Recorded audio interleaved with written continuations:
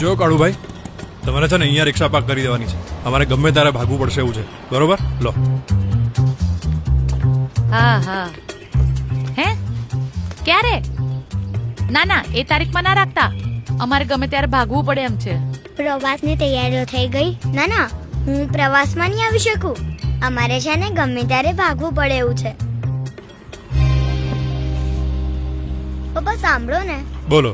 આપણે 7-8 દિવસ પહેલા જ હોસ્પિટલ જતા રહીએ તો કોઈ ટેન્શન જ નહીં ને. અને પૈસા કોણ આપશે, તું કે તારા પપ્પા? મમ્મી, અરે શારદા, સાચવીને, આરામથી.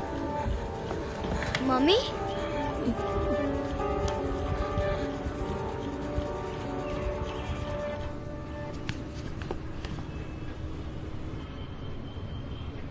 શારદાબેન, તમારું બીપી બહુ જ હાઈ છે અને હિમોગ્લોબિન પણ ઘણું ઓછું છે. ડિલિવરી પર આની ગંભીર અસર થઈ શકે છે. તો હવે ગભરાવાની જરૂર નથી. જે સગર્ભા માતાઓ તમારી જેમ અતિ જોખમી પ્રસૂતિના ચિહ્નો ધરાવતી હોય તેના માટે ગુજરાત સરકારે એક નવી યોજના લાવી છે. આ યોજના અંતર્ગત કોઈ પણ જિલ્લા હોસ્પિટલમાં અથવા કોઈ પણ મેડિકલ કોલેજ હોસ્પિટલમાં તેમને ડોક્ટરે ડિલિવરી માટે જે તારીખ આપી હોય એના થોડા દિવસ પહેલાથી જ એડમિશન મળી જશે. શું વિચારો છો?